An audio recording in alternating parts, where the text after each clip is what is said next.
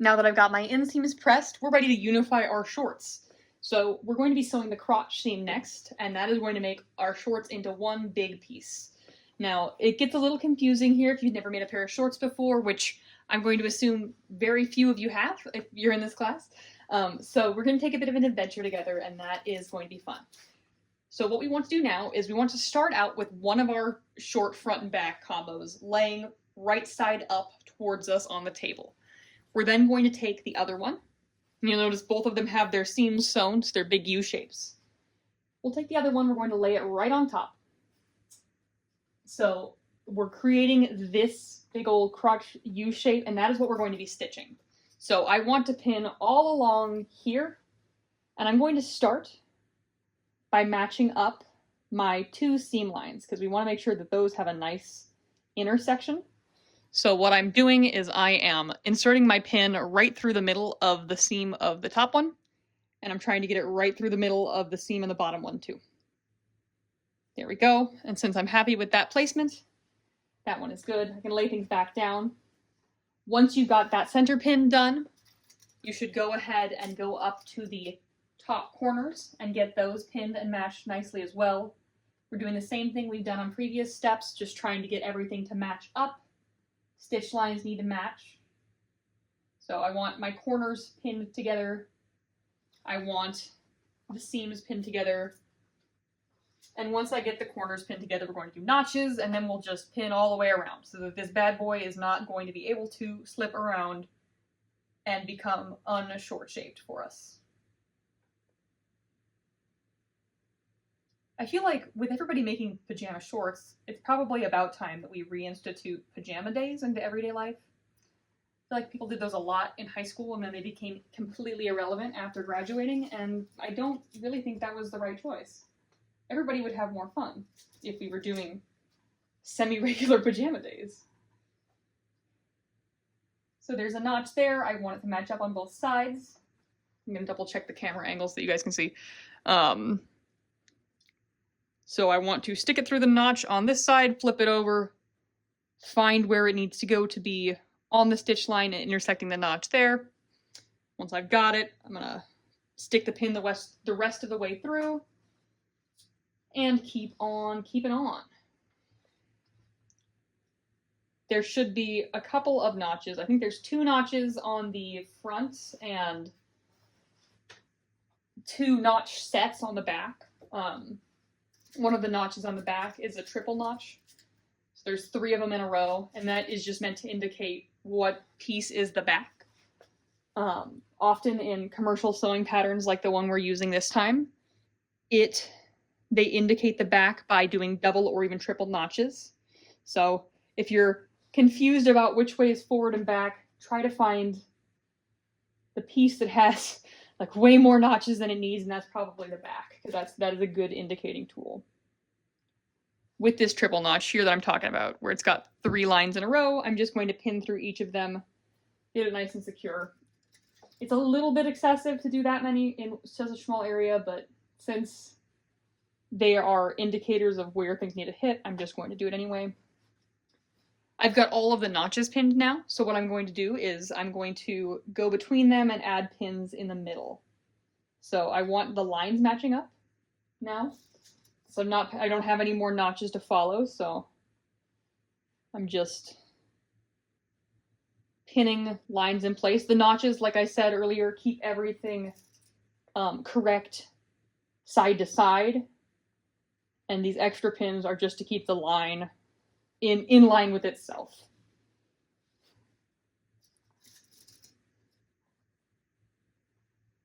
There we go.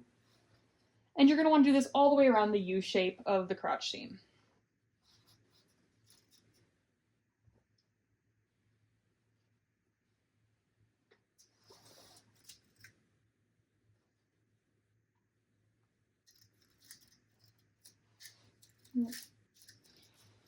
Okie dokie. I think this is getting my last pin. Yep, that looks good. Okay, so this is what your pinning should look like when it's all done. And now we're ready to head over to our sewing machine to stitch the crotch seam. Back at my sewing machine, I'm ready to sew the crotch seam. So what I want to do is I want to find Whoop, I've got it all turned into a giant twist now off camera. Okay, find the start of my stitch line, and I want to place it under the presser foot. Again, I'm starting at the edge of the fabric, not at the stitch line's beginning, because I don't want a gap in my shorts right here. So I'm going to stitch, back stitch, stitch. I'm removing pins as I go.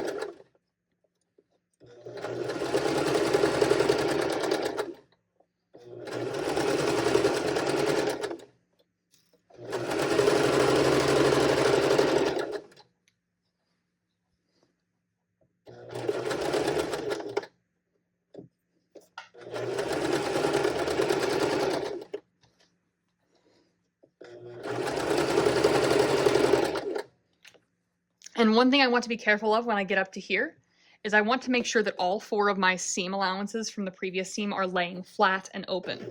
If they're bunched up or they're twisted or they're folded, it's going to create a strange bump in your shorts and it'll be uncomfortable. So you just want to make sure everything is held nice and flat. You also can use pins to hold these down if that is easier for you. In this case, the pressing was enough with the material I'm using, which should be the same as what you're using. The pressing was enough to hold it.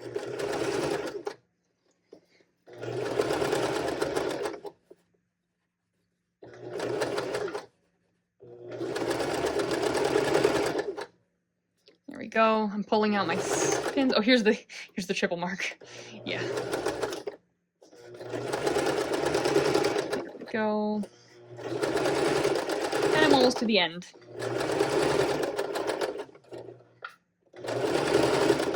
And remember, we want to backstitch at the end of this seam and then just sew right off the edge of the fabric. And then we can clip off the ends, and this is our finally stitched crotch seam. We're ready to go back and press it open and make it all look nice and flat. Remember how I said we were going to press things next? Well, that was a clever lie constructed by me on accident. What we're actually going to do next is we are going to reinforce our stitching on this step. And we actually want to just stitch exactly over top of where we were just sewing, but once more with feeling. So get your fabric lined up, place it under here. I always forget the reinforcing step, which is not good because this is going to make sure our shorts are extra strong and are not going to try to break on you or have holes through many washings. So there are no more pins. I'm just going to sew directly on top of my previous stitching to make things really sturdy.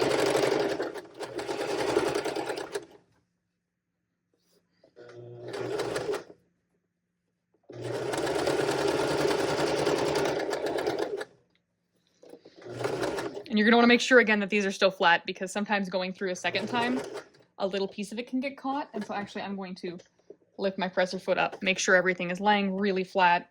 This is where I usually fall into the trap of things getting bunched up and being misshapen.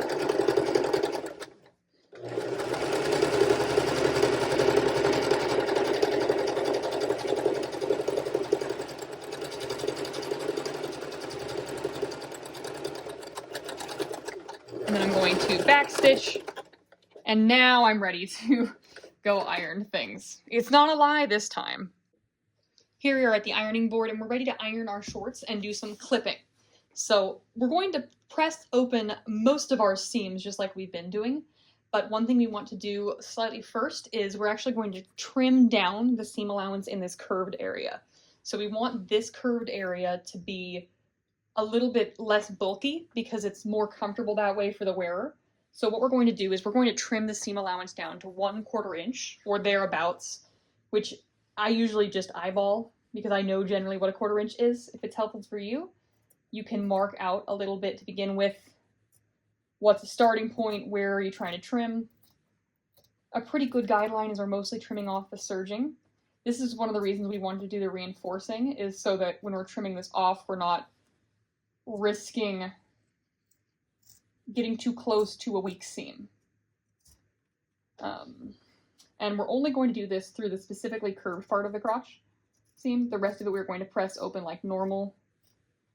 I'm going to clip it off right there. So this is what you'd like the the crotch seam part of your shorts to look like now.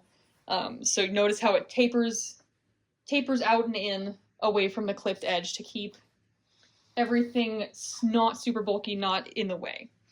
Now we're going to press the rest of the seams open. So I'm getting out my pressing board, which makes my camera in the wrong spot. There we go. I'm getting out my pressing board and I'm going to do my three-way press on my seams. The pressing board is helpful specifically for this part because it lets you get a little better access to some of these hard to reach areas when we've got a piece this shape. There we go. I think the camera needs to come up a little bit more too. But we're just doing the three-way press that we've been doing all these other times. We're going to press it flat, then press it open with wrong sides facing us.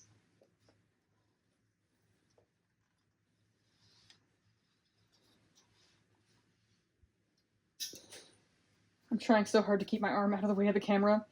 There's some serious contortion going on behind the screen right now.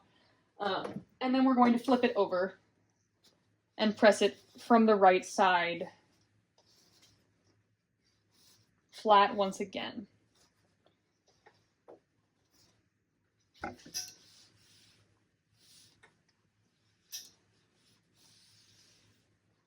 And we're going to repeat this on the other side because there are two sides to your pair of shorts. So flat, open, and then flipped open.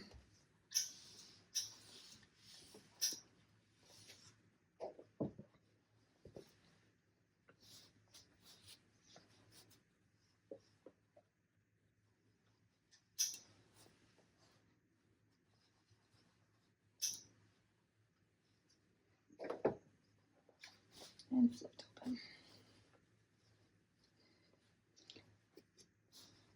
If you told me when I was younger, Abby, every day you're going to say three-way press so many times, I probably would have had some questions. I did not think the three-way press was going to be this big of a part of my life, but it's the best way to press things.